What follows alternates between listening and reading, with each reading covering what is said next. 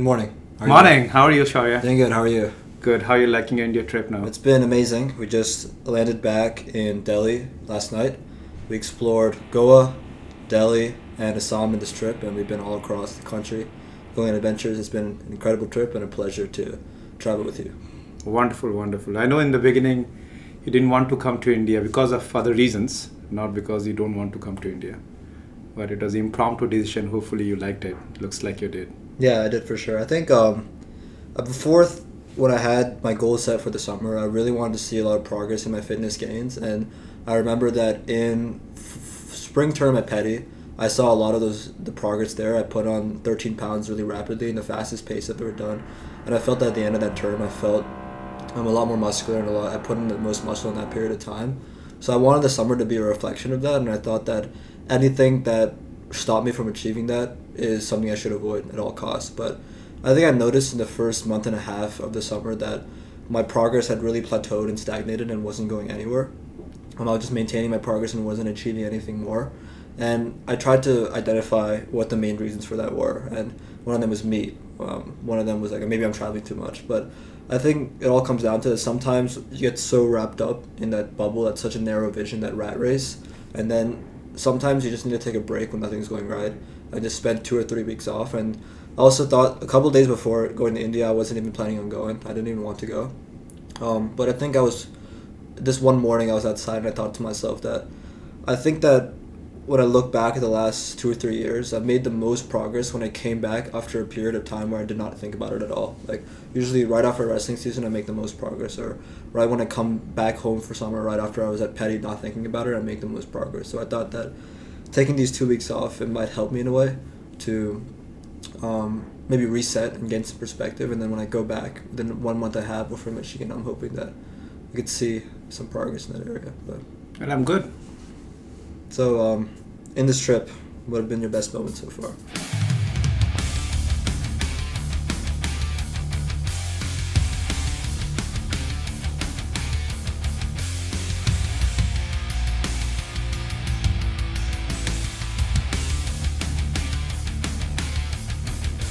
See, any trip that I take, the best moments are spending time with family. We are so busy in our life. We do our own things. You're busy in your school thing. Nithara, your sister, is in a room doing whatever she needs to do. Mom is busy with, household things and job, and me traveling. I think what I most like about any vacation is, we don't have any of those activities that we do in a day-to-day life. We are bonding together as a family and spending time together. So besides that, I really loved the impromptu decisions we have made. Like, for example, we decided to go to Goa just the night before going to Goa. And I still remember I didn't even check the weather.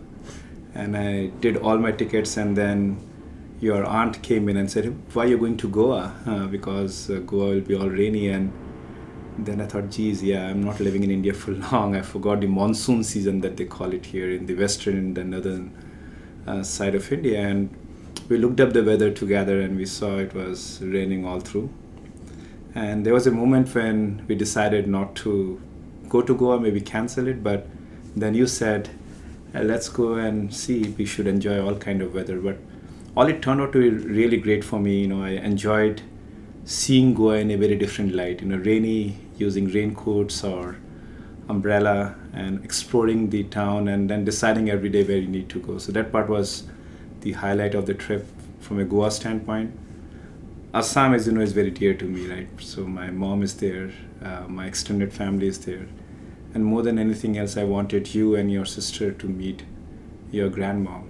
And I think that experience hopefully went well for you as well. That was amazing. And then the everyday trip we made, the promise we made to ourselves every night to wake up in the morning and go early, and then invariably we are late. But all those trips to the waterfall, to the Ahom dynasty, I'm sure you'll talk about it sometimes later in your podcast, sometime later maybe. And all the trips we made to the friends and families were great. So I think overall it was a very pleasing trip. But as I said, the highlight is more family bonding and staying with the family together. Interesting. Yeah, I know we went on a lot of different adventures, whether that be in Assam, going to the waterfalls, getting bug bites, getting all the skin infections that we both got. I know. But I don't think I've ever seen anything like the rain in Goa. I know you grew up in India, so you've seen aspects of it, but it didn't seem as bad in Assam, at least when we were there. But to people who have never visited, just imagine non-stop rain day and night. It stops for 15 minutes and it'll come back. It'll start with just a drizzle, and within 60 seconds it's pouring on you. Like, you'll just go to the beach and you'll forget your umbrella. You have to go run back to the car, and it's bridges overflowing with the river water, driving your car through giant puddles of water. It was insane. Nothing I've seen before, but I like the invariability of the weather, so I'm glad we decided to go there. But the theme of family, it seems to keep coming up when you list your reasons, of the reasons why you enjoyed this trip. I want to explore more like how you felt both at the home life stage, when everyone is more living in their individualistic nature in their life. You have a big home, so many rooms in the house, 4 of us living in a big home, and then everyone kind of goes away in their dens and does their own thing, whether it's like watching TV or Nidara doing her stuff in her room, or mom in kitchen, or like me just like talking to friends in my room. I think we all invariably find ways to access that individualistic life, but I think a contrast to that, obviously you talked about traveling with family forces you to be together, but I think another part of the trip that I found really interesting is having 6 people stay in a small house versus 4 people staying in a big house. And I felt like, to me at least, that felt like a very different dynamic. So how about you describe over time? I mean, I know that you even talked about when you were younger, you lived in this, maybe a room like half the size as this, with how many people? 4, 5, 6 people? 4, 5 of us. 5 of you guys living in a one-room house. I know you've lived in big houses, small houses, houses packed with people, houses with a few people in big houses. So how would you describe the dynamic between these different living rooms? Right. So just to let you know the background, my dad was in Air Force, Indian Air Force. And invariably, if you know the defense life, you need to travel, regardless of which country you are in. Predominantly in India, if you're in Indian Air Force, every 3 to 4 years, you need to change bases. So you need to go from one, what they call a base station, to another base station. And there are places you cannot go, but there are places where families are allowed and they give accommodations and all. The travel is intense and very variable. It doesn't come in a stipulated time. It can come middle of my school year, for example. It can come anytime, and that's how the call of duty is. And it's demand of the duty, and you need to show up. There is no second choice. And what happens because of that is that you need to be very adjustable by the virtue of it. Right? So, for example, in my 12 year of K to 12, if I think that those 12 years, I was in 5 different bases. And back in those days, we didn't have phone, Facebook, Insta, and all those different social elements you have. So if you lose a friend, you truly lose a friend. You write to them through letters, and you know how it goes, right? It's a monologue at times. Over time, the communication goes down. But what I was trying to say is that because of that, there are few elements that comes together. Let's say we have to show up in a station, we don't get our house quarter right on time. So we have to adjust ourselves, at least for a small period of time, in a small house. That's what the example I'm giving. 2 small rooms, maybe. We were 3 brothers and staying closely together until my father gets the house. And even if those houses were not big, right, there'll be enough to accommodate the family that we have, but they are not like what you see in the US. So by doing that, it is not by design. And naturally what happens is you live in a very close-knit family. You're exposed. There's no privacy that you typically demand in the US, right? You have a room to yourself. Nitara has a room to herself. And you demand privacy, right? Knock at the door and come, right? And those are completely gone out of the window, right? So, for example, all 3 of us, my brothers, used to sleep together in a big bed. So there is no privacy as such. But that also brings in the other dimension, which is closeness, right? You intimately know, you know the other person quite well, and you also share your worries, your fears, your joys much more openly, and that brings a very different kind of a dimension altogether. And that's the reason why you must have seen, even if I call my brother now, he's more like a friend than anything else, right? So we share emotions, we share our thoughts together, and that basically comes from that unity and bond. The life has changed over a period of time, and I have seen some of your podcasts as well, where you talk about social media. Even if you're even if you're in a small house in the US, even if you're sitting on a single sofa, probably you're on your phone, so you're still mile apart, right? Because you're in your own zone, own world, doing your own thing. You may be sitting next to each other. I believe that has taken away a lot of elements of the human part of it. And I strongly believe that as a family, we should naturally incline towards being more bonded, being more socially aligned, not through the social media, but by talking, by expressing views and all, and being more aware of the environment. And it's not about the friends or the family that you're in, but the milieu per se, right, where you are growing up.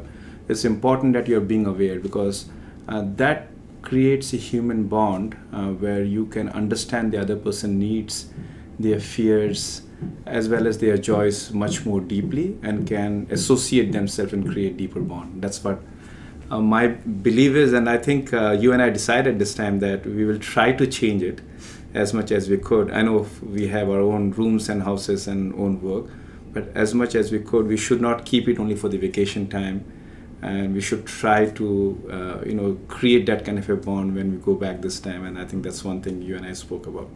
Interesting. I think for me, obviously you have experience changing environments really frequently. For me, when I change environments, it takes at least a few days to break the shackles that pull me back to wanting to be in the previous environment.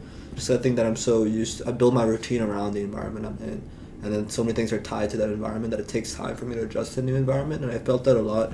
Went to Assam for the first time, but for the first 2 days it was kind of rough, like not having space to myself, just because you're so used to it, and you get fooled into thinking the luxuries of a different lifestyle, that you need that and you need that to re-achieve maybe the sense of happiness and peace you found before. But I think once I broke those shackles, I was able to see it in a new light. Things I love most about traveling is getting that new perspective, and being there with so many people so close knit together. And obviously in India, it's not, social media and everything is not as prevalent as it is in the West, at least in the community, in the village that we were living in. So it was nice that everyone felt really, really close together. And I think that it gives you a sense of happiness that you can't describe, because it kind of sits in the back of your mind. It's like the underlayer of life, that the baseline of happiness is just set because we're meant to live together in unison. And I felt that a lot for the first 2-3 days. The following days, even if I don't have space to myself, even if I want things to do by myself, even if I'm sitting with like 5 people around me, you still feel connected in a way. And I think that brings such a deep level of joy to a human that's indescribable. But I know for me, I described the changing environment sometimes is difficult. For you, you've been changing environments since you were young. So although for me, a comfortable lifestyle might be being in the same environment for a long period of time, I think you've developed a lifestyle where it's comfortable for you to change your environment over time. Because if I look at a pattern in your own life, early on with your dad in the Air Force, you're almost always changing the place you live, whether it be every few months, I don't know, every few years sometimes maybe, but you're always changing your environments and you're used to that.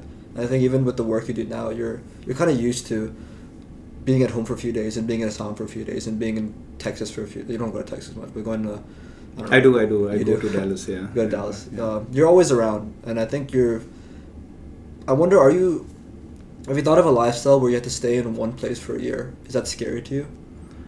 Actually, it is not, and I have never given that a thought per se. But I'll tell you one thing for sure is that in life generally, right? I think I've seen many people in my work, as well as I've seen people in different setup as well. I think successful people are those who can adjust to new circumstances, right? And that is true as well, right? Look at the technology today; it's changing so rapidly. And if I take an analogy or a parallel comparison point per se, right? If you're stuck to, let's say, for example, doing things in a particular way, and the world is changing and you're not, you're going to perish, right? And it is true for companies as well. You have seen the big example like Nortel, right? Nortel Communication. If you have not heard about Nortel, Yeah, I haven't.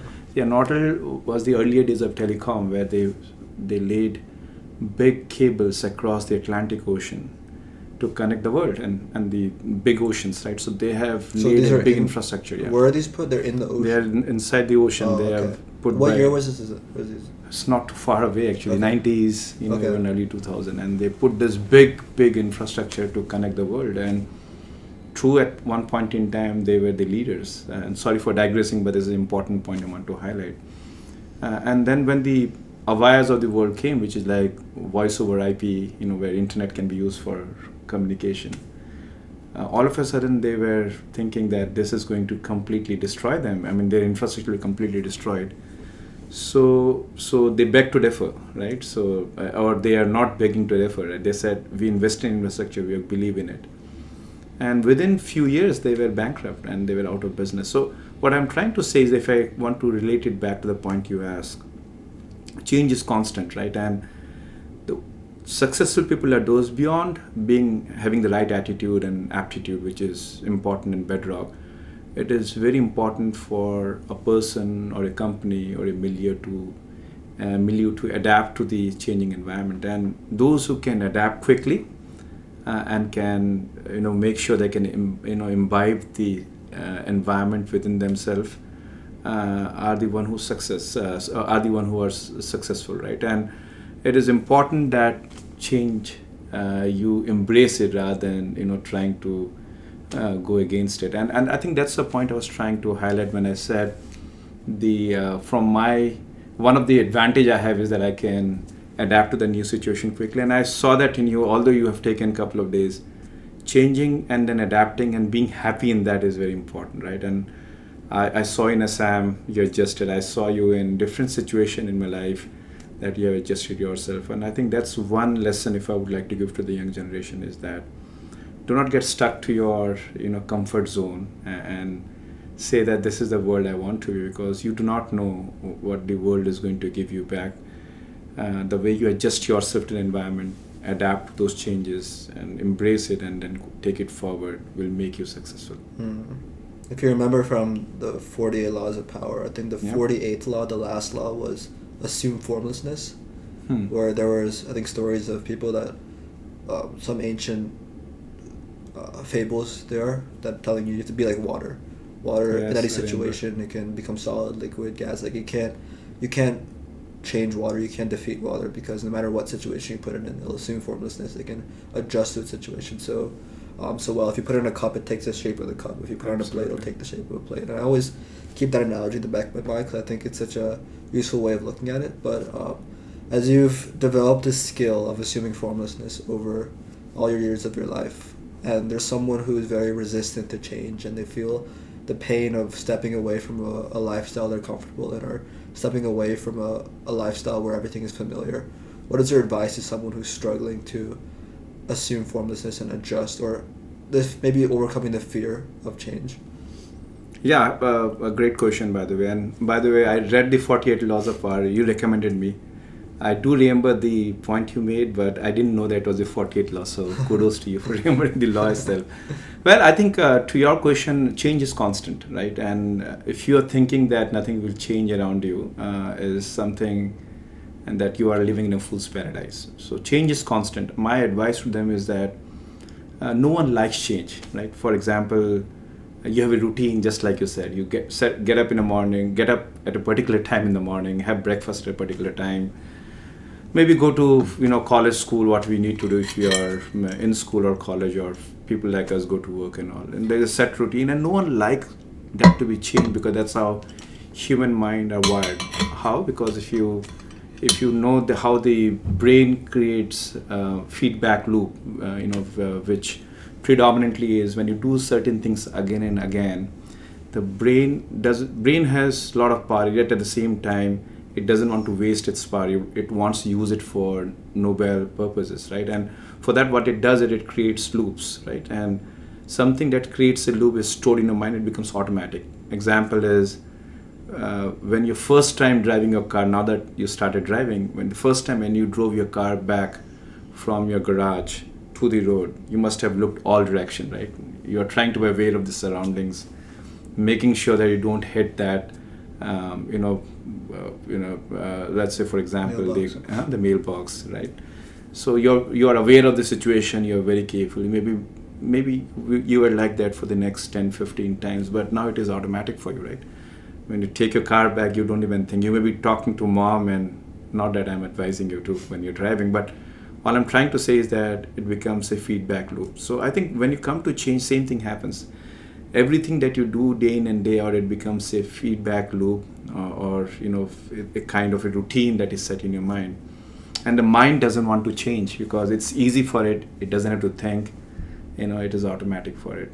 But I'll tell you one thing, that when you embrace change, you'll be delighted at times, right? Yes, it is difficult in the beginning, but the outcome is much more different because you're challenging yourself. And I would strongly advise that embrace the change instead of going against it. And you'll be delighted when you go on the other side to see new changes, new ways of working, new ways of thinking. I know one of your friend went to Navy, if I'm not wrong. Yeah. I'm sure it'll be rough and hard for him the first few days, right? It's not easy to adjust to a discipline and routine life. Getting up in the morning, having a haircut in a particular way, and then doing what you need to do, right? And physical work, mental work, and everything that you need to do. But I'm sure if you ask any Army person or Navy SEAL have interviewed one, they are totally into. Once they're in it, that becomes a routine, and after a few years or few months, that becomes their natural second, and they always love it. So my advice is embrace the change, and I'm sure that's the way you can grow, thrive, survive, and go to the next level where you want to. I want to check the cameras. Okay, all good? Yeah. Yeah, it's great stuff. Is that habit loop stuff from the Power of Habits book you read a long time ago? Yeah, Charles Duhigg. In fact, I haven't read that book. It's a very, very, very nice book. I read it a long time back, in fact, and that kind of changed my perspective. And it talks about many other things like, why smokers smoke, for example, right? Why certain habits are so hard to get away with. I was watching Andrew Huberman's addiction video, very popular one, recently. I've not finished it yet, but it's an old one, but it's a popular one, and it talks about some of the same things, so it's kind of fresh in my mind a little bit. But I think one of my biggest interesting things I learned about addiction is that it's never about the substance or never about the thing itself, never about the behavior itself. Like, for example, if the addiction is eating sweets, it's never because your body has some hormone issue or because you have some need for the sweet, right? It's always a mental issue, which I found really interesting. It's like the reward system in your brain being hijacked. Exactly. And I think with change, obviously we talked about if you embrace the change, it'll become a loop in a way, and you'll be able to extract a lot of benefit from that down the road. Another thing I think about, side tangent on change, is that if I look back at my own life, nothing good ever happened before change happened first. Right? If everything stays the same, then you'll always kind of stay numb. You'll never see the extremes. But anyways, back to the other point about the habits, right? We can use that to our advantage with formulating habits, and I don't think that just because change is good, we shouldn't demonize routine, because I think that the way I structure my year is that I try to periodize in a way, which I like this concept of periodization a lot because it gives me an excuse to not follow the routine without feeling guilty about it, and then also periods of time where I can do the routine without fearing that I'll never change my life. So what I basically do is either at the beginning of the year or some point in the year, I'll map out like 3 to 4 month periods throughout the year, or like sometimes 1 to 2 months long, sometimes 5 months long, and I'll say, okay, these periods of time I will be more leaning toward the discipline side of things, focus toward a central goal, and then maybe these few months over here I will spend less time being disciplined, more time having experiences, having more time saying yes to everything that comes my way without fear of it impacting other goals. And I think that's helped me a lot, because that way there's still benefits of routine, and it kind of grounds you in a way, and you can obviously exponentiate progress if you're following a routine. So if I look at this year, I think starting in my goal was from April to August being in a more disciplined state, and then from September for the rest of the year being more of like the play hard state. So kind of like balancing those two out. But I think in a way you can use that habit loop in a positive way, but again, whatever like addiction comes up as a thing. And I think it's a very interesting thing, because the way the craving cycle works, right? You see a sweet and you want to eat it all of a sudden, and you forget all the other consciousness you had before. I find that whole concept really interesting. But I remember before, I think we were in Australia. We were walking out of the parking garage in Melbourne, And I think that's when you were talking about this book with me. Is it right? A Okay. random memory popped in my head. But Yeah. you were telling me the story about the smoking thing, but I don't remember it. So how about you go back there? Yeah, Unless yeah, there's something so- else you want to say. So the habit loop is very interesting. The way he explained, obviously, it's backed by different studies done. So what happens is, and I may not be getting the right part of the brain accordingly, but what I understand is, the middle part of your brain is where the habit loops are stored, where automatically the things are getting processed. Prefrontal, maybe? Cortex? I think Or amygdala? it's not. I think it's not a frontal cortex. It's Okay. after that. So Okay. whatever that part is. Sorry, I'm forgetting the name. All good.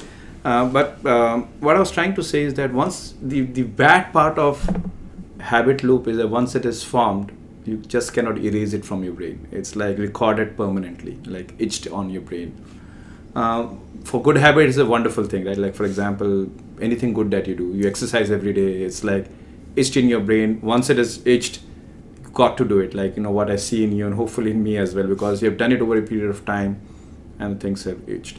So now the question arises, like smokers, for example, the habit loop is etched. How do they get rid of it, right? So any habit loop has three parts to it. So first is the trigger point. So certain thing triggers you to do that, right? Like smokers, if I take their example, though I'm not a smoker, but what I hear from my friends and all is that there's certain trigger point. For example, they will not be able to have a clear bowl if they don't smoke in the morning. So they have a clear bowl? like, for example, they cannot go to the bathroom without smoking, right? And the urge of going to the bathroom only comes after the smoke, and that's how the habit loop is formed. That's a trigger point. That's very right? interesting. That trigger point could be anything else. For example, you have office break and you just step out of the office as a trigger point, because all of a sudden brain desires that you need that that rush of dopamine through your smoking, right? So the trigger points are very important. That's number one. Number two is, once the trigger point happens, you do the action. In the smoker's case, they will smoke. In exercise, they'll go to the gym. And then when you have a good workout in your case, you get dissatisfaction, which is the third part of the loop, right? So there's a trigger, there's an action, and there's a satisfaction. And all of those triggers are etched in the brain. They are triggered in certain point in time. Action is what you do, and satisfaction is what you're looking. That's the dopamine that you're getting. So what they say is that you just cannot change you need to get dissatisfaction. You need to do some action. The triggers will definitely come. What you can do is that you can replace that action with something else.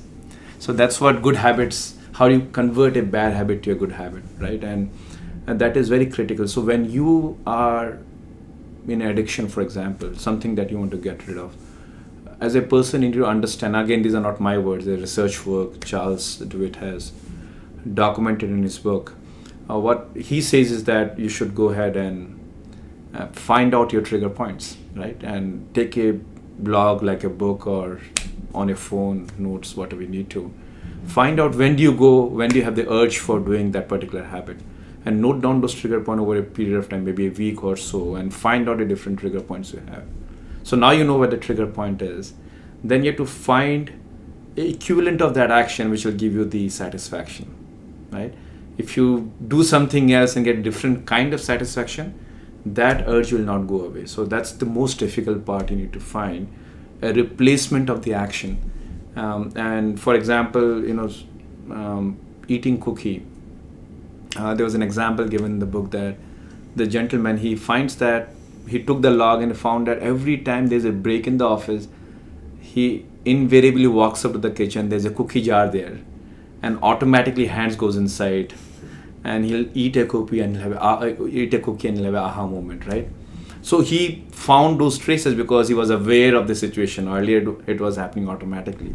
He wrote down those trigger points and found that, this is the point where I walk up to the office. Now you know that walking up he cannot stop. What he did was he hit that cookie jar, or I think he replaced it with something healthy snack, right? So instead of cookie jar, there was a healthy snack. So his hands are still going inside, and he's eating that healthy food, and he was still getting that satisfaction despite it's not being cookie. So I think it's easier said than done, to be honest with you, but that's how he explained it. And I'll tell you for sure that I've applied that in my life, and it has worked greatly for me. And I read Charles DeWitt back in the day when I think when you were just born, and I never used to exercise regularly. And I found my trigger point where I basically go and sleep right? So that was trigger point. I sleep in the daytime, I get a satisfaction, and I thoughtfully replace that with first having some equipment at home and then going to the gym, and that has completely gone. I hardly sleep during daytime anymore. Sometimes I do, but oftentimes, if you say in a year, maybe 3-4 times I may have slept, but usually I have replaced that with a habit. So personally, it has worked for me, and I hope that was a question you were asking. How people have done that. Even if the solution he says of just replacing it might be easier said than done, I think the argument with the trigger points is still a really, really useful one, as he says, a mindset in the back of your mind to explain to you like why you can't stop yourself. Because I think that for most people, when they're addicted to something, they know, at least when they've reached a state where they know it's bad for them, for most of the day they know it's bad for them, but when the trigger point comes, it's like they forget. Yep.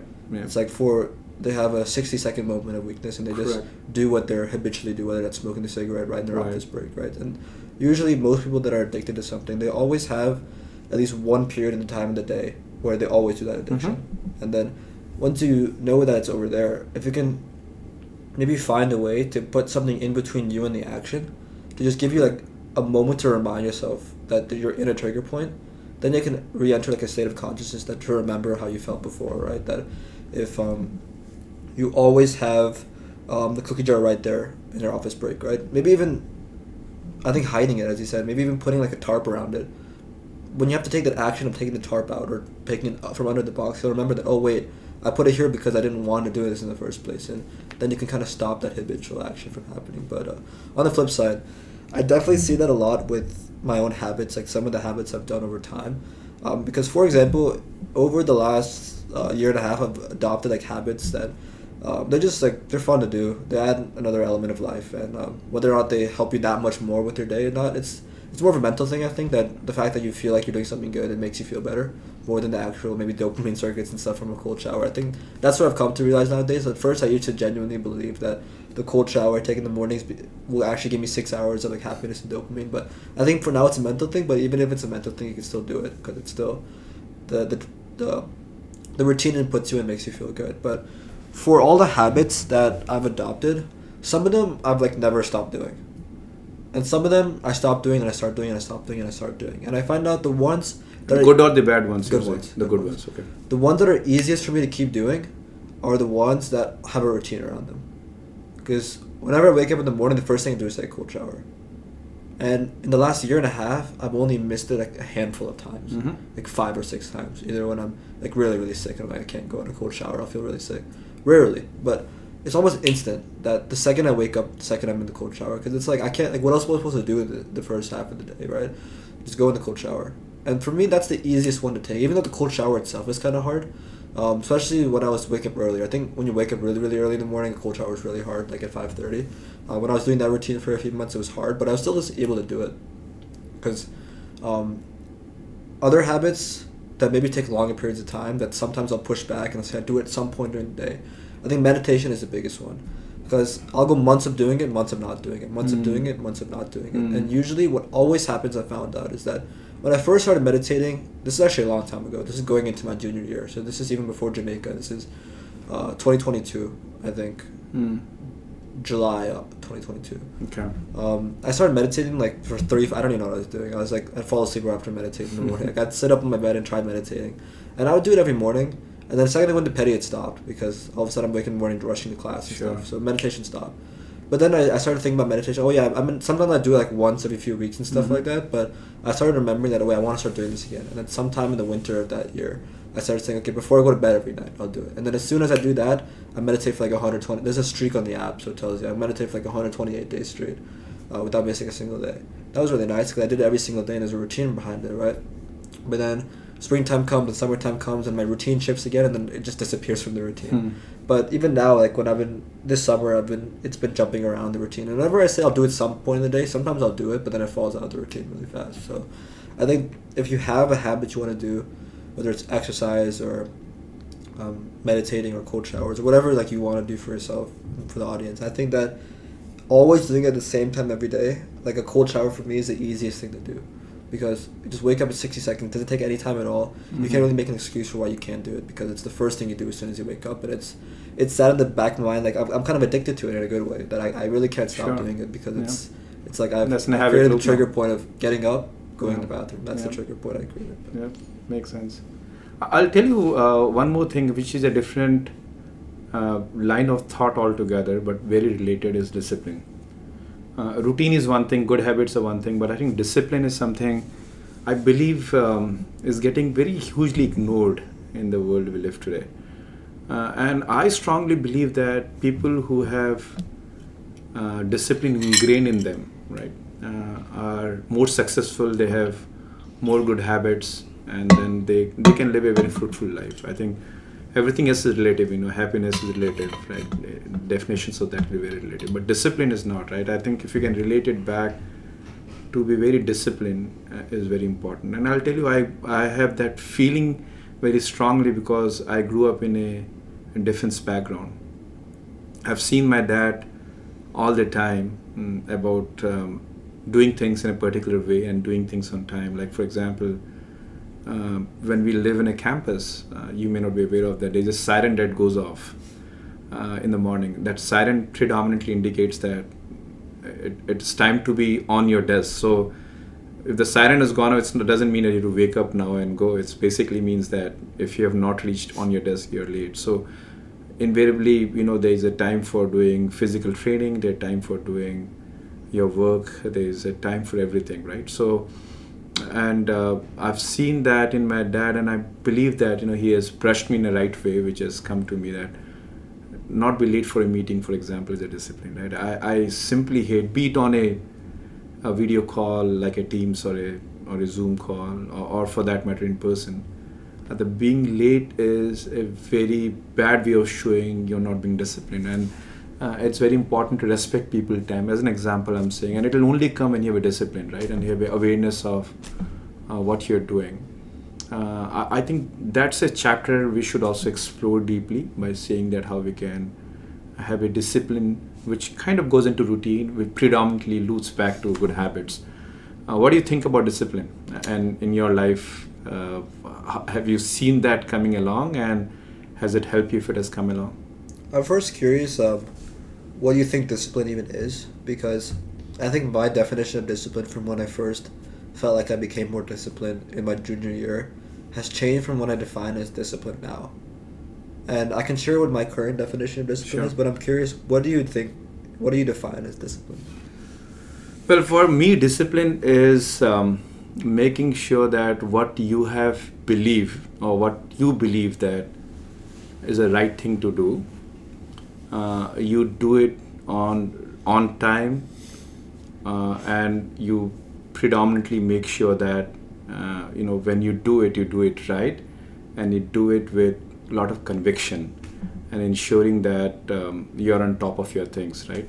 Discipline also means that you are aware of your environment and you are completely into it in terms of dedicating your time and effort to make sure that whatever you are given to or you're supposed to do, you're doing it on time and you're doing it with, from your perspective, perfection. So I guess there's the time piece of it and also the perfection piece of it. Yeah. That I guess maybe at some point you define what on time really means and you stick to your vow in a way that maybe being disciplined means taking a cold shower every morning because I defined that I want to do this on time, and I do it to perfection. Maybe that's with a meeting setting that you promise someone I'd be in this meeting at this time. Mm-hmm. I'm there on time. I do it to perfection. So maybe sticking to your vow that you made to yourself and following through with what you said. Maybe that's what you define as discipline. I think at first my view of discipline is similar. It was more just a degree of strictness or a degree of doing hard things. That a discipline is, for example, doing the same activity at the same time every day. Or, for example, not missing, one of the disciplines, like not missing a single wrestling practice or not missing a workout.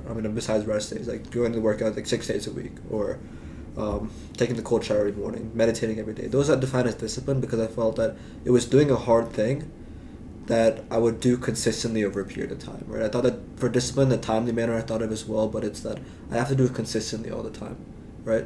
I guess I think you also have the perfection piece of it and the doing the right thing piece of it, but for me, it was all about the timely manner of it. That if I miss a cold shower one morning, then that I'm not a disciplined person. It's like a schedule that you have. Like following a rigid schedule.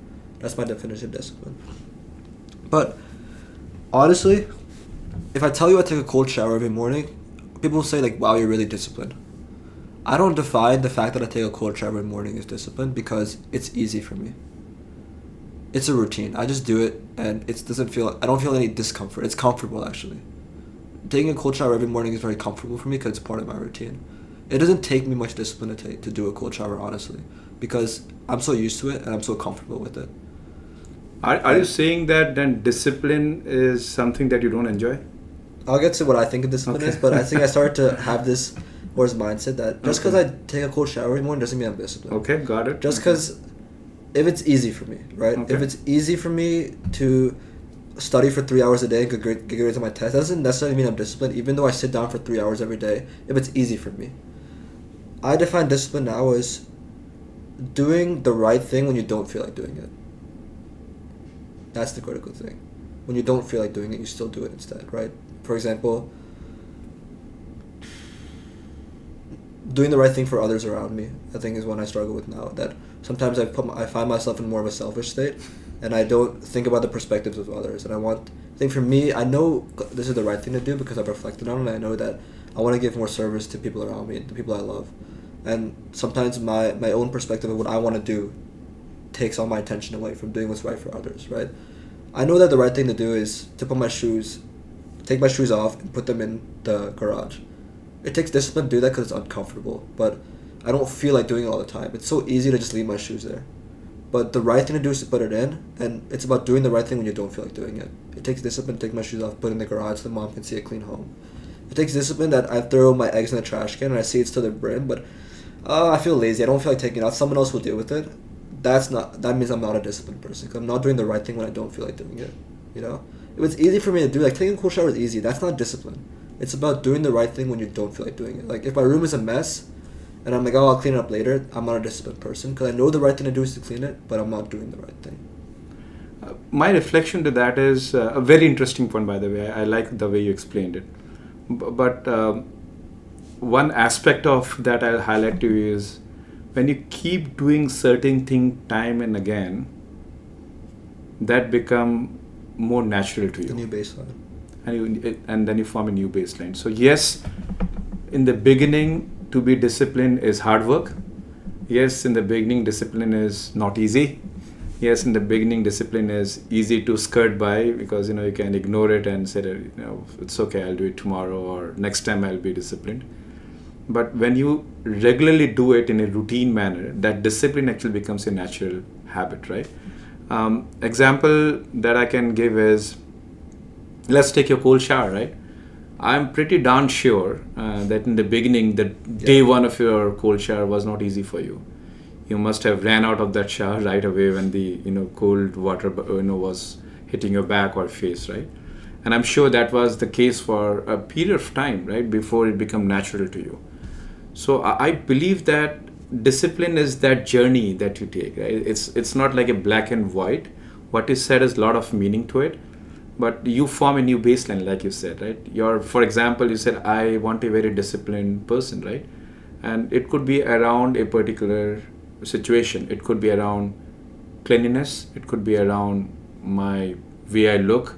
It could be around education. It could be in different genres or different areas, right? And within that, you may have many things that you want to do. Let's take one, for example. You want to be healthy. Healthy doesn't only mean that you get up in the morning, take a cold shower, do meditation, go to gym, but also as much about eating and also mental health, which people obviously ignore, right? There are different compartments and blocks to be healthy, right? Some of that you have mastered, for example, or mastered at least comes natural to you. For example, no one has to push you to go to a gym, right? No one has to push you to take a cold shower. You are happy with the meditation, for example, but it may be coming in, sometimes you are not doing it, sometimes you're doing it in certain, sinusoidal curve, it may be coming to you, but you still do it. But probably, making sure that, I'm just making not that you're not doing it, making sure that mentally you are healthy, you may not be doing as much as you want to do, right? So I think my opinion is when you look at those blocks of things that you want to do in life and you subdivide them, there are actions which you take which will make you uncomfortable, is the point that you're trying to drive. But if you keep doing it, that becomes a natural you, and then you focus on the next block of things that you need to focus on. What do you think about that?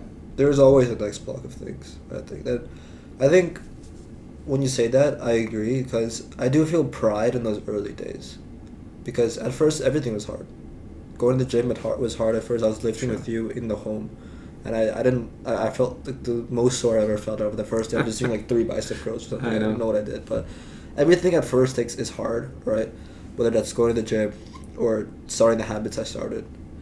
I can remember back if I reflect, and luckily I have journals to remind me that I genuinely felt that it was difficult at first. Doing everything was difficult at first. But then I think the reason I brought up this other definition of discipline is because when people have mastered the first layer of it, let's say there's 10 layers of who you can be as your ideal self. When I mastered the first layer of it within 3-4 months, that I'm going to the gym, I'm taking cold showers, meditating, and now I'm comfortable and easy in that state, it's easy to get complacent. It's easy to ignore the second layer and point at that and say that's the reason I'm disciplined. It's so easy for me to stop trying in so many areas of my life because I can say, look, I take cold showers, I go to the gym, I'm a disciplined person. Yeah. But I think for goals to be the best version of yourself, it's really that humbleness to say that despite I do these things, like, what's the next level? Fair. And you shouldn't be in this constant dissatisfaction. You should be happy that, okay, I achieved these things, but what's next, right? If I'm already consistently going to the gym every day, I can't point at that and tell me I'm disciplined. It's about, okay, what I've learned that stretching is good for me. Maybe the next discipline for me is every day doing 10 minutes of stretching at the end of my workout. And I know at the end of my workout, I'm really not going to feel like doing that, but it takes discipline to do that. And I think it's always about going to the next layer of things. Because I think, obviously, there'll never be a day it's over, I think. But if I reflect back on the last years of my life, the happiest I felt is when I'm working towards something.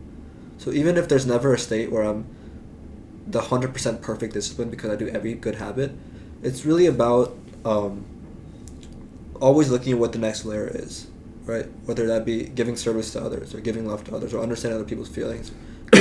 We all have a weakness, and I think really like looking at that weakness as much as you can instead of running away from it through reflection is the best thing you can do to become the best version of yourself. And another thing I want to touch on, I want to hear what your thoughts on this, is that we sometimes, discipline becomes a new comfortability. Discipline becomes a new comfortability, right? The first 2 months of the discipline, it was good for me because it was uncomfortable, right? If you're used to scrolling on TikTok on night every day, then starting to go to the gym just feels whack, right? If you're used to sleeping at 3 a.m, sleeping at 9 feels whack. If you're used to waking up in the morning and scrolling on your phone, taking a cold shower, it feels difficult. So at first, the discipline is really, really good for anyone who's not disciplined because it takes you out of your comfort zone. But when you achieve success in discipline, it becomes your new comfort zone. And it goes back to the concept of change. If it's like my morning routine is the reason for my happiness, if I go traveling and I don't do my morning routine, my whole day is ruined, you're not a disciplined person, to be honest. You're just using that as an excuse, right? And I think another third definition of discipline is that always stepping outside of your comfort zone and never becoming too comfortable in a previous life. That takes discipline to embrace the change, which goes back to the first thing we talked about. What do you think about those two pieces? I think there is a way we can link all of these thoughts together, and let me make an attempt and see if that makes sense. I think the core of everything is happiness. Right, we want to be happy inside out, right? We want to make sure, and when you're happy, you can do many things. You can do everything that you're thinking of to yourself and to the world around you. So if you can make the heart of all our conversation is happiness that we need to go to, right? Path to the happiness is not always easy, right? So, and it could be anything. It could be health, it could be helping people, it could be eating healthy, it could be about sleep routine, which again links back to health, or it could be making sure living a good life, it could be education, anything for that matter. So all the concepts we spoke about today, if you want to link it back together, see, happiness to become in the core, we need to ascertain good habits. To get good habits, we have to ensure that we understand our trigger points of what is driving us not to go towards a good habit, right? Or the whole concept of habit loop. And once you identify that, To cross that barrier, we need a routine, right? We need a regular routine, consistent routine for a period of time. And to execute on that routine, the other circle is a discipline, right? Now, if you see that, if you define our routines well for the areas that we need to do, initial time the discipline will make us work hard and we may track back. But if you look at the whole picture, probably you'll keep trying, keep doing what you need to do, replacing a habit loop and ensuring that you are getting good habits, which in turn is making sure that you're happy, right? But what we need to do, to your point, if you can too complacent about the whole issue that you define one big idea and you worked on that idea, worked really hard, toiled for 1 year and you achieved the happiness, then how we should define in predominant, I think what you're trying to say is that make that as your baseline. Don't be uncomfortable with that. Be very happy and proud you achieved it. But now is the time to set a new level of happiness or a new level of what you want to achieve, right? And then work backwards. This is what we want to achieve. What are the habit loops? What are the trigger points? What routine I need to make now? And how do I bring in discipline to achieve it? What do you think about that? Perfect. Yeah. I'll have to listen to that again and write the summary of the podcast in the description. Okay. All right. You did a great job. I think we both thought about it, and I think this is how I believe we can combine all the thoughts together and bring it to bear. It's great. Yeah. It's also, it feels like I'm listening to a summary of the last year and a half of my life or 2 years. We keep going, but I know we have many things to do today. Are you still going to the doctor for your checkup? I am thinking since I'm here, I'll get. Is it? So, just to give an idea, since you asked that question, I read the book Outlive. Oh, amazing. I know that you are planning to read it. I read 30 pages. You read 30 pages? Yeah. So Peter Attia did a great job. And listeners, if you have not read, this book is about the 4 horsemen diseases and how you can, not necessarily a Bible to get rid of it, but at least what you can do to make sure you can outlive, right? And you can have longevity.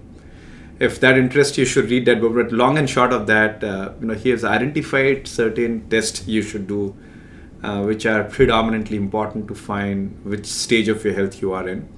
When we go for annual checkup in the US, it is good, but it doesn't cover all the aspects. So I want to get few of the other aspects checked. How do you list those?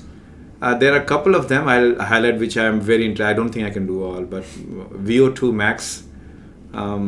And you can explain to the audience what is that after I'm done. But second is the bone density. Go ahead, talk about VO2 max. VO2 max. I don't know if I'm the right person because I've not read much about this. But what I think is that it's the maximum amount of oxygen your lungs can hold at once, if I'm not wrong. While you are at stress, right? So while you're exercising or running. You're able to hold the most when you're exercising. Right? You're not holding as much when you're just sitting still. Yeah. So you can hold a max when you're like at a full sprint. So that's usually what they make you test you do, right? And that's very important for longevity, right? Because as you grow old, the bone density goes down. If you're not exercising your muscles, you lose muscles for sure, right? And if you do not have VO2 max in the right level, and there are different levels defined for different ages, you will not be able to do things. And believe it or not, as you grow old, simple things like brushing also becomes difficult if you are too old, right? So what Peter Attia is saying is that look at your age, and then there's a defined level of where your VO2 max should be. Please don't attempt for that. Attempt for the one which is in the next, a lower age limit VO2 max, so that you're always, always at the highest level or the peak level, and that's how you can play with your grandkids, or with your kids, or enjoy life. So I think those are the tests I want to do. You're right. I know we have a flight to catch as well, but we can continue this conversation sometime. We can do another podcast all about health because I think we have a lot to talk about. Right. I think just touching on that real quick. I think that the reason I'm thinking recently about this, about why don't people prioritize health as an important thing in their life.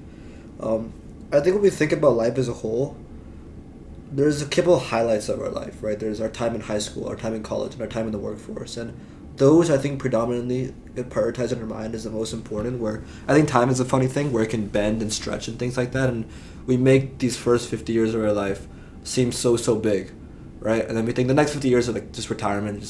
But we forget that this is 50 years and that's another 50 years. Yeah. That's a long ass time, even if it's not as exciting, energetic as this might seem. And then you really have a choice that in the next 50 years of your life, you can be really, really happy or just cursing yourself, your younger self. So it's interesting. Yeah, we should always strive to make our older self happy. And that's how we can, that's a mindset I use to make good decisions. True that, and I think we can link it back to the small theory we created today, right? So awareness, right? There is, I think if being healthy is, I think everyone wants to be. I don't know who doesn't want to be happy. I mean, you have to still find a person who doesn't want to be, right? And if health is related to happiness, everyone knows, but I don't think everyone is aware the trigger points or their habit loops, which is kind of restraining them, right? Impeding them from achieving their goals, which in turn, if you're not aware, you cannot create a routine around it.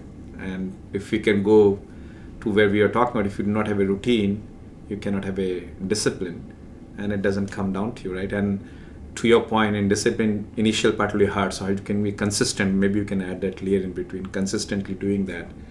And once you do it, you can cross it, and hopefully we can outlive.